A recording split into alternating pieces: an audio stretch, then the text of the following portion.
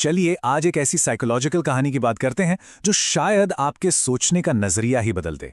ये कहानी है 5 बंदरों के एक मशहूर प्रयोग की और ये दिखाती है कि कैसे हम अक्सर उन नियमों को मानते हैं जिनका कारण तक हमें पता नहीं होता। तो शुरुआत एक बड़े ही गहरे सवाल से करते हैं। क्या कभी ऐसा सोचा है कि जो डर हमें पीछे खींचते हैं वो शायद हमारे हैं ही नहीं? क्या हो अगर वो बस एक विरासत हो जो एक पीढ़ी से दूसरी पीढ़ी तक चली आ रही है? इसी को अदृश्य पिंजरे का कॉन्सेप्ट कहते हैं। सोचिए, हम में से कितने ही लोग एक ऐसे अनदेखे पिंजरे में जी रहे हैं जो लोहे की सलाखों से नहीं बल्कि हमें विरासत में मिले डर और समाज की उम्मीदों से बना है। इस बात को और अच्छे से समझने के लिए चलिए उस मशहूर 5 बंदरों वाले एक्सपेरिमेंट की कहानी सुनते हैं। ये कहानी है सिखाए गए डर की और ये दिखाती है कि कैसे कोई नियम बिना किसी वजह के भी जिंदा रह सकता है। तो कहानी कुछ यूं है कि 5 बंदर एक पिंजरे में हैं और ऊपर केले लटक रहे हैं।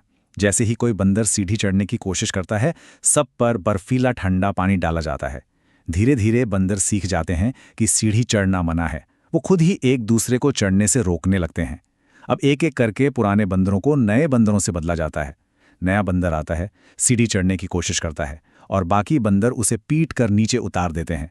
आखिर में पिंजरे में कोई भी ऐसा बंदर नहीं बचता जिसने कभी ठंडा पानी महसूस किया हो। लेकिन नियम अब भी वही है, कोई सीढ़ी नहीं चढ़ेगा। क्यों? क्योंकि यहां हमेशा से ऐसा ही होता आया है। अब ये कहानी सिर्फ बंदरों की नहीं है, ये असल में हम इंसानों और हमारे समाज का आईना है। ये दिखाती है कि कैसे विरासत में मिला डर हमारे फैसलों को कंट्रोल करता है, भले ही उसका असली कारण कब का खत्म हो चुका हो। इसे ना केकड़ा मानसिकता या क्रैब मेंटालिटी भी कहते हैं। जैसे एक बाल्टी में रखे केकड़े, जब कोई एक बाहर निकलने की कोशिश करता है तो बाकी सब उसे खींचकर नीचे ले आते हैं। ठीक वैसे ही हमारा समाज भी अक्सर उन लोगों को पीछे खींचता है जो कुछ अलग करना चाहते हैं या बने बनाए नियमों को तोड़ना चाहते हैं। मनोविज्ञान में इसे लर्न्ड हेल्पलेसनेस कहते हैं, जिसे मार्टिन सेलिग्मैन ने समझाया था। इसका मतलब है कि जब किसी को बार बार ये एहसास दिलाया जाए कि उसकी कोई भी कोशिश काम नहीं आएगी, तो वो एक वक्त के बाद कोशिश करना ही छोड़ देता है, भले ही बाद में दरवाज़ा खुला ही क्यों ना हो। और ये डर सिर्फ हमारे बर्ताव तक ही सीमित नहीं रहता, ये और भी गहरा जा सकता है। कुछ न्यूरोसाइंटिस्ट मानते हैं कि ये हमारी बायोलॉजी का हिस्सा बन जाता है। इसे कहते हैं इंटरजेनरेशनल ट्रॉमा, यानी एक पीढ़ी का दर्द और डर अगली पीढ़ियों तक पहुंच जाता है। एमरी यूनिवर्सिटी का एक एक्सपेरिमेंट तो रोंगटे खड़े कर देता है। वहां चूहों को चेरी ब्लॉसम की खुशबू सूंघाने के साथ एक हल्का सा इलेक्ट्रिक शॉक दिया गया। जल्द ही चूहे उस खुशबू से डरने लगे। पर असली हैरानी की बात तो ये थी कि उनके बच्चे और फिर उनके भी बच्चे उस खुशबू से डरते थे, जबकि उन्होंने कभी वो शॉक महसूस ही नहीं किया था। वो डर उनके डीएनए में बस गया था। चलिए अब देखते हैं कि फिलॉसफी इस बारे में क्या कहती है, कि झुंड के साथ चलना है या अपना रास्ता खुद बनाना है, इन दोनों के बीच का फर्क क्या है। महान फिलोसोफर फ्रेडरिक नीत्शे ने 2 तरह की सोच की बात की थी। एक है गुलाम नैतिकता। ये वो लोग हैं जो डर और सुरक्षा में जीते हैं, झुंड के साथ चलते हैं, नियमों को मानते हैं। और दूसरी है मालिक नैतिकता। ये वो लोग हैं जिनमें हिम्मत होती है, जो अपने नियम खुद बनाते हैं और उस सीढ़ी पर चढ़ने का जोखिम उठाते हैं। ओशो ने इसी बात को एक बहुत ही दमदार तरीके से कहा है, अगर तुम अंधों की दुनिया में पहुंच जाओ तो ये मत कहना कि तुम्हारे पास आंखें हैं, वरना वो तुम्हारी आंखें ही फोड़ देंगे। ये दिखाता है कि भीड़ उस इंसान के साथ क्या करती है जो उनसे कुछ अलग देखता है। और इसके पीछे एक बायोलॉजिकल कारण भी है।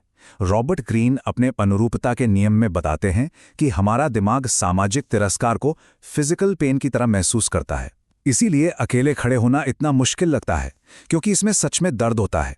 लेकिन रॉबर्ट ग्रीन ये भी कहते हैं कि अगर आपको वाकई में ताकत और आज़ादी चाहिए तो इस अकेलेपन के जोखिम को उठाना ही पड़ेगा।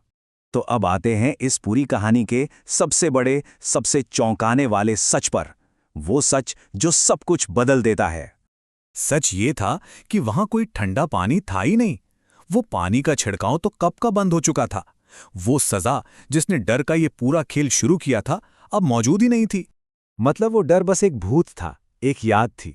पिंजरे का दरवाज़ा हमेशा से खुला था, सारी जंजीरें बस बंदरों के दिमाग में थी। वो एक ऐसे दर्द की याद में जी रहे थे जो उन्होंने खुद कभी महसूस ही नहीं किया था। तो ये कहानी आखिर में हम सबके सामने 2 रास्ते रखती है। एक आखिरी चुनाव। पहला रास्ता है गुलाम का। भीड़ में वापस मिल जाओ, जो भी ऊपर चढ़ने की कोशिश करे उसे नीचे खींचो। एक सुरक्षित बंधे बंधाए रास्ते पर चलो, या फिर दूसरा रास्ता है मालिक का। उस सीढ़ी पर चढ़ने की हिम्मत करो, लोगों की बातें, उनके हमले और अकेलेपन को सहो, और अपने लिए सच्चाई को खोजो। क्लिफ यंग की कहानी याद है? वो 61 साल के किसान जिन्होंने एक अल्ट्रा मैराथन इसलिए जीत ली क्योंकि उन्हें किसी ने बताया ही नहीं था कि रेस में रात को सोना भी होता है। वो बस दौड़ते रहे। वो नियमों को जानते ही नहीं थे। वो उस नए बंदर की तरह थे जिसने बस सीढ़ी चढ़ना शुरू कर दिया। तो अंत में ये कहानी हमें एक सवाल के साथ छोड़ जाती है।